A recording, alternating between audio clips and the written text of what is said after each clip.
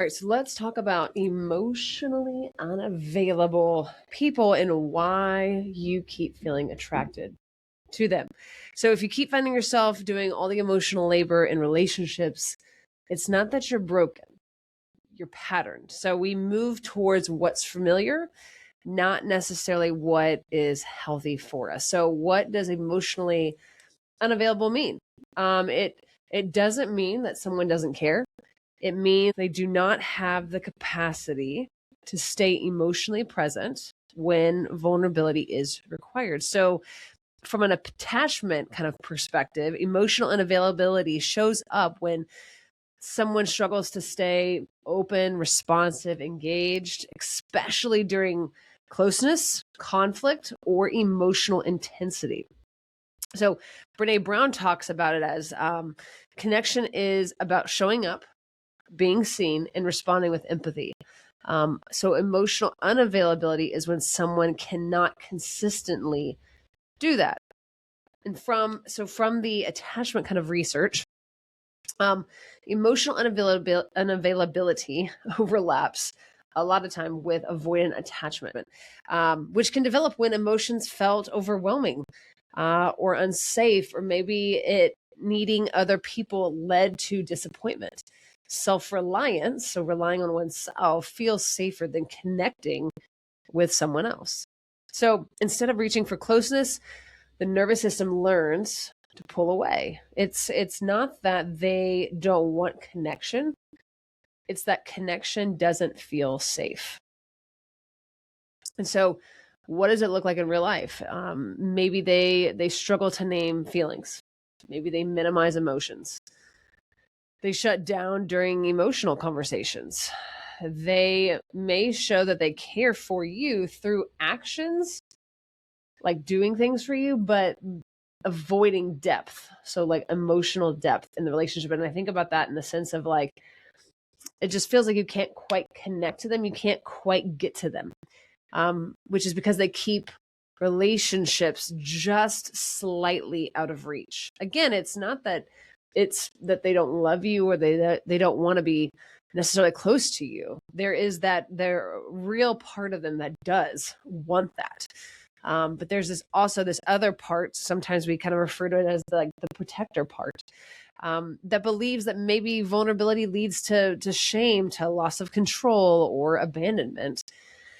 And so let's keep things light, distant, undefined. Brene Brown calls this armoring. It is ways that we protect ourselves from being fully exposed or being fully seen. And so emotional unavailability doesn't mean that they're bad. It doesn't mean that they are incapable for forever. It means that they are unavailable right now in this relationship at this level of depth. So just so that we are clear, someone can be kind, functional, and even loving and still emotionally unavailable. And I think that's why it gets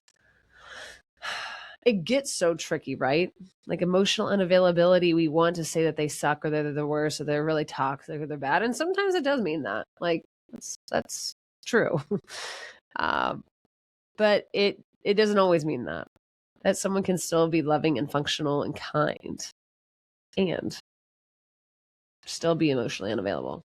So now that we kind of have defined a little bit more about like what emotional unavailability is, why am I continuing to be drawn to dating or being in a relationship with those types of people? I think the first thing that comes to mind is familiarity feels like safety. So our nervous systems are wired to seek what is familiar, not what is healthy.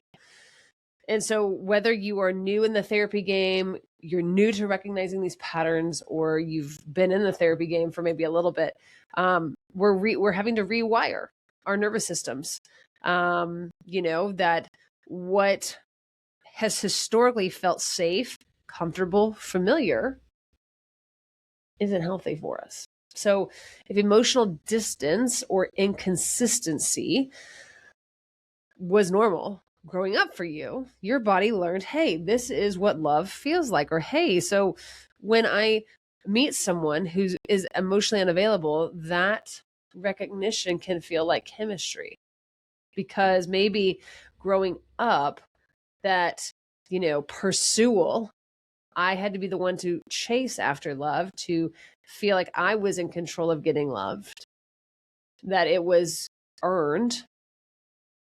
Then when I meet someone that those components are happening, it can feel like, oh my gosh, we have so much chemistry. Oh my gosh, this feels so familiar. This feels so safe, right?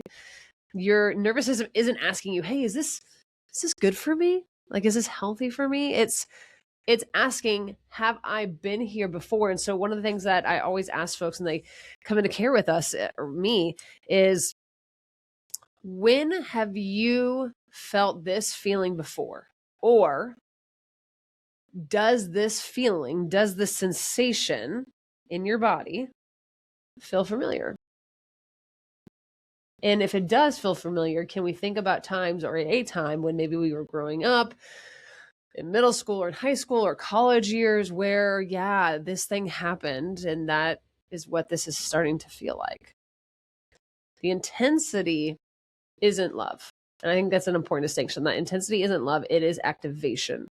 So a lot of emotionally unavailable relationships run on what we refer to as intermittent reinforcement. And you've probably have heard this with like Pavlov and behavioral sciences, and rats, and like different tests that people will do, and they're like intermittent reinforcement. So sometimes they're warm, sometimes they disappear. The unpredictability is what activates the brain. It lights up the amygdala.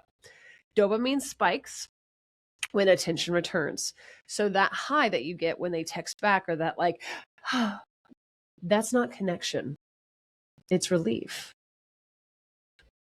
That a protective part of you might be trying to earn love. And so like from an IFS, or an internal family systems perspective, there's a part of you that learned early on, if I try harder, I won't be left.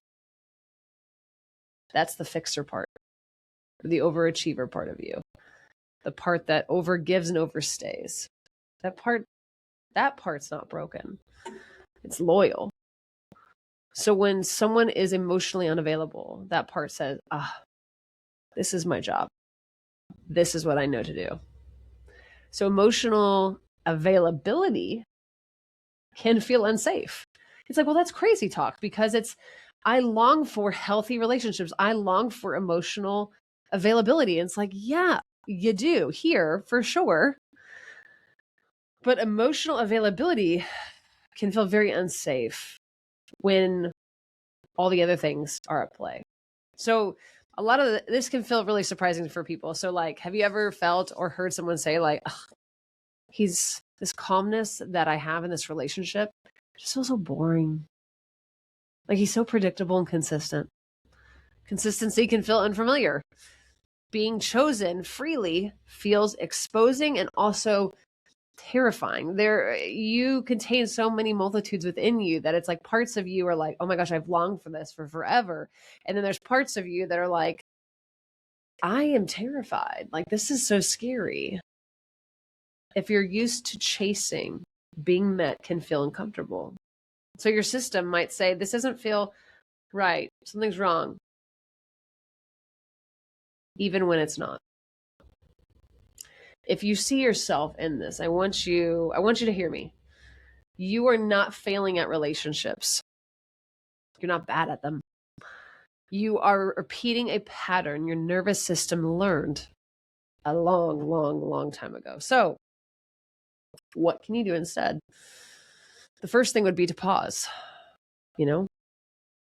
So we're not moralizing this. This isn't a judgy time where you're like, oh my gosh, I did it again. Oh my gosh, I'm doing it again. I'm spiraling again. Like, it's not that, right? The first shift is to pause. Can I recognize what is happening? Can I pause, not to fix, but just to pause and say, of asking, how do I get them to show up? How do I get them to engage more? How do I get them to open up? The question, let's shift it and say, what do I need right now?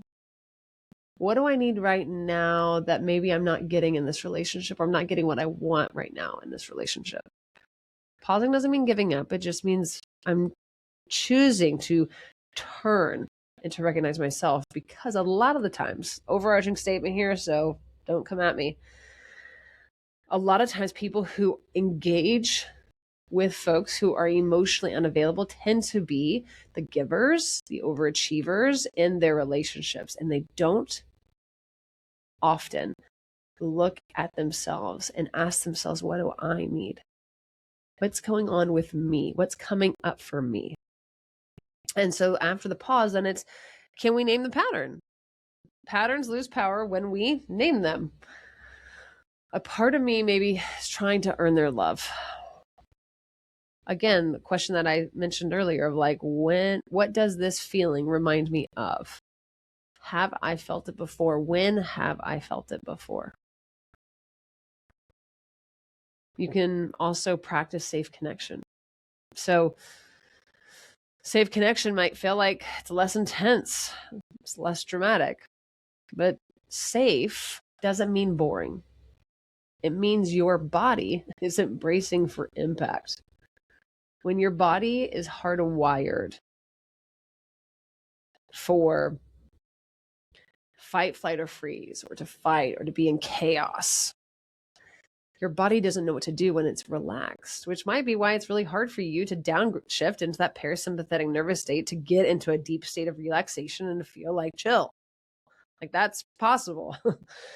We also, another thing that we can do is we need to build tolerance for being chosen. Like this, in therapy, we often talk about like the window of tolerance. And so above it is what we would refer to as like things that are like anxiety provoking or mania, disconnection, just more in the flipped up kind of way, versus below the window of tolerance is what we would think of like dissociation or depression, disconnection, in that sense.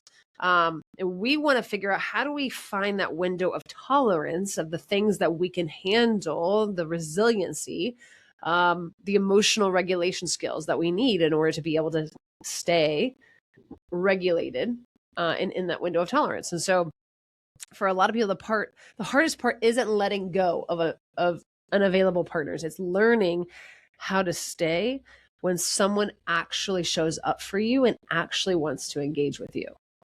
So we go slowly. We let the body learn that steadiness is safe.